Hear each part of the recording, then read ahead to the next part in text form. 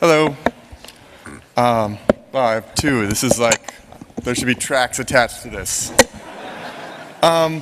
First of all, I want to start off, and I was here last year, and I think I only made it through my talk. I think I drank 5 or 6 club mates during my talk, and it's because I'm in front of what I consider to be the smartest, cleverest, most intelligent, most able to fuck shit up audience in the world.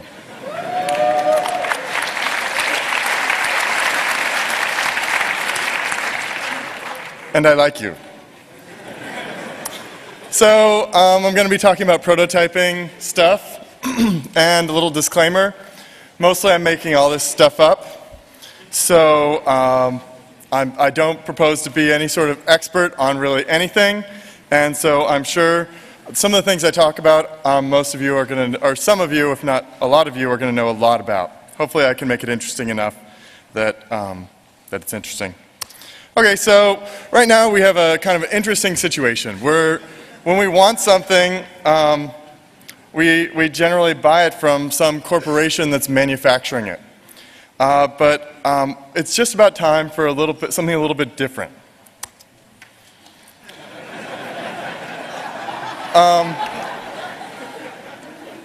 I'm just kind of curious, how many of you in the audience either create code or create objects, and how many of you create something in your life on a regular basis, just out of curiosity? Okay. How many of you create physical objects by yourself? Okay. Awesome.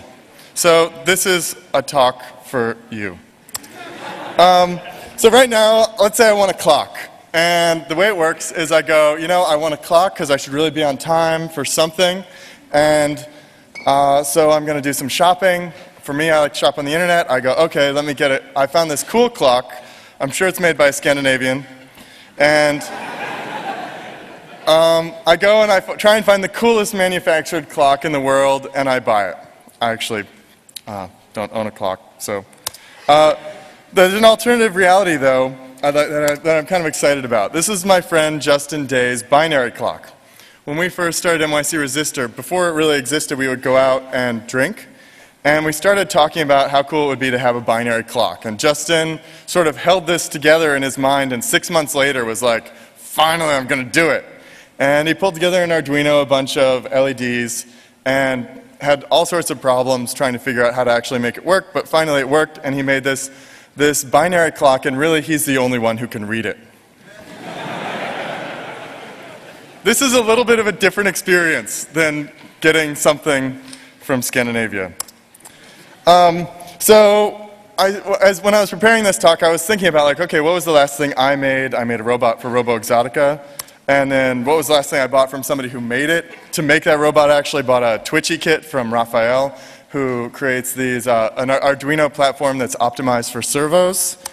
And then I started thinking about, what do I buy secondhand? I'm kind of in a state right now where basically I only buy food and stuff for projects, so I haven't really bought anything secondhand recently, but I've been staying with a friend who's obsessively good at obtaining really cool stuff for free, usually because people throw it out.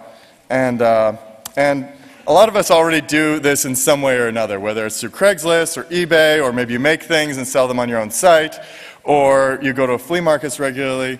This is all kind of like, all this stuff really basically is subverting a corporate, like, consumerist fueled, centralized manufacturing paradigm.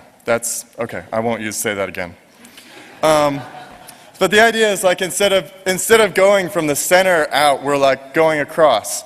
I know there's cool stuff that I want every single year, but for the most part, I'm pretty confident that there's enough tables and chairs in the world to last me whenever I move into a new apartment, that I don't need to go and buy a new table or chair. And it'll probably, if I get it from somebody else and it's lasted 60 years, it'll probably be what I want. It'll probably last a lot longer, I mean. Okay.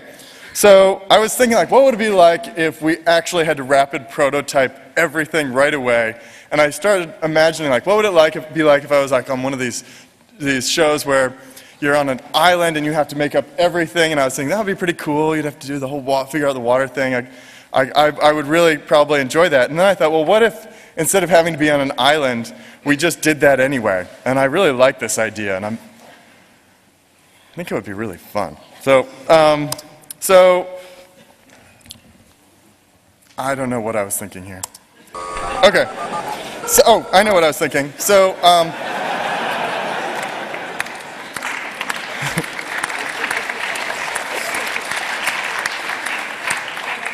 okay. So this idea of rapid prototyping is like, what would it be like if you could just say, you know, I need this right now, and then you would just make it exist. Here's a little video. Hi, my name's Eric Michaud. I'm from Chicago. Sorry about the stuttering of the video. NYC resistor on the way back from Malaysia. 3 in the morning comes around, I'm really hungry, and people have ramen in the place. But the problem is, no one has any utensils. One of my friends here says, oh, I used a knife. I'm like, that's blasphemy. We have a laser cutter. We have to do something better.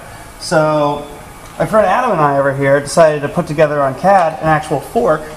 And basically, we decided that this would actually work just fine for ramen, since we're not really having to cut it or have to deal with any detail.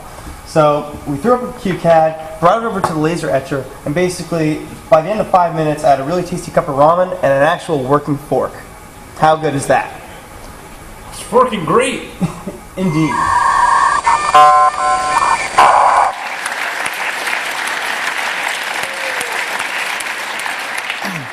So I really like this idea of being able to just be like, I need something, and then it exists. So this idea of like making whatever it is you need when you need it and doing it in your space is really different from this dominant corporate manufacturing model.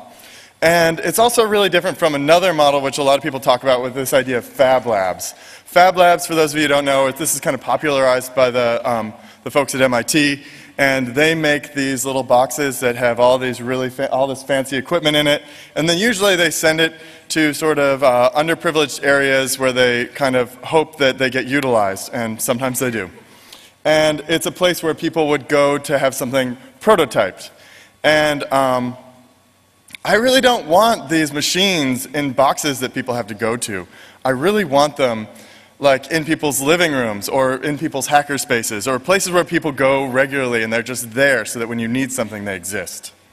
Okay, so the bonus points of making whatever you want whenever you need it is like it's fun and you end up feeling proud about it and you learn how it works so when it breaks the next time, which it surely will, then you can fix it and you'll discover things about you know, things. And you can customize it and make it whatever color you want or shape.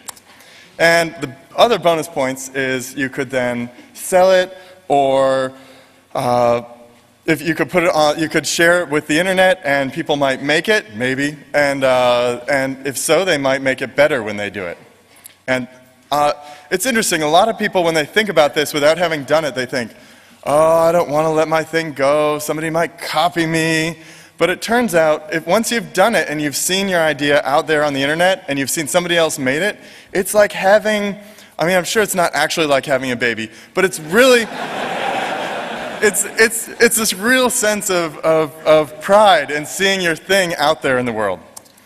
So, I like this word digital design. I like this better than Fab Lab. I like this better than a lot of words.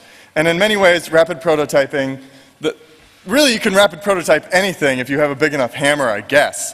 But what I'm mostly talking about is this idea of digital design.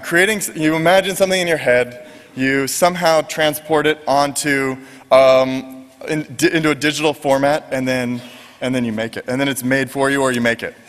So there's this whole process of like design to object. And this is where, if you're getting into digital design or rapid prototyping, a lot of people get bogged down here. You've got Inkscape, QCAD, Illustrator, Rhino, Art of Illusion, or Corel Draw, and if you've used any of these, you know that they're really unpleasant until you know how to use them.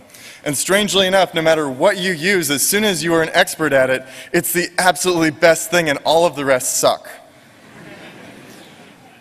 You can kind of get around this if you have, if you are smart. And you can have a magic wand, and you can make a design go from your head to a digital file. My friend Jared does this. He loves to play with Flash. He's a Flash obsessionist. And so he takes like algorithms, which he thinks are pretty, and then sees if they're pretty in the real world, and then he makes things like, he takes his laser cutter and throws stone in it and makes designs like this, where he didn't draw any of this. This is all some sort of data of some sort. I don't know what it is. But it's pretty. Okay, so how much, what is my, let me look at time. Oh yeah, I'm doing just fine. Let's give you a quick Inkscape tutorial. Now, many of you I'm sure know how to do this. For many of you this is going to be boring. For some of you, this is a way to see how easy it is to get into digital design, and I'm just going to show you this real quickly because I've been teaching laser design classes at NYC Resistor. And it turns out, so what I usually do, what I did before the holidays is I said, oh, it's a Christmas or holiday ornament class, and you come and you make a holiday ornament. Well, everybody came, and I said, okay, quickly make a little tree, a little shape, and okay, if you want to do this, you can go ahead and laser cut it out, or if you have an idea in your head and you want to be ambitious and use your 12 inches by 12 inches of acrylic in some creative way, go for it. I'll stay here as long as it takes. And it turns out that when you throw down something like that, it turns out everybody has to do something. Nobody made an ornament. And in one case, there was Mike G. He went ahead and we were there until 6 a.m. And then we both fell asleep on the couches. And then we woke up and he made a really cool model of a working model of a lock out of clear acrylic. So, okay, I'm going to now attempt to do a little tutorial in Inkscape. And it looks really normal up there, but up here, it's really wide, so bear with me here. Oh, now I'm starting it up. Inkscape is, for those of you who haven't used it, it's a vector design program. Commercial options would be Adobe Illustrator. Oh, interesting. Those aren't the robots you're looking for. Okay, so when you open it up, you get something like this. And this is approximately the size of a sheet of paper. So we want this to look like the inside of a laser cutter. So let's go ahead and pull up the properties, and we're going to make the width. Oh, first we have to change this to inches. Yeah, we're still imperial. I know.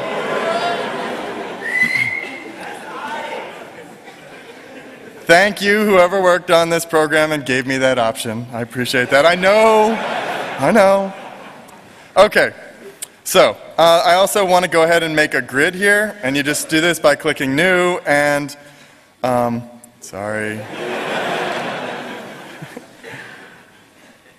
Okay, and let's make 1/4 inch units approximately, for those of you who don't think that way, that's like 3 millimeters, I think.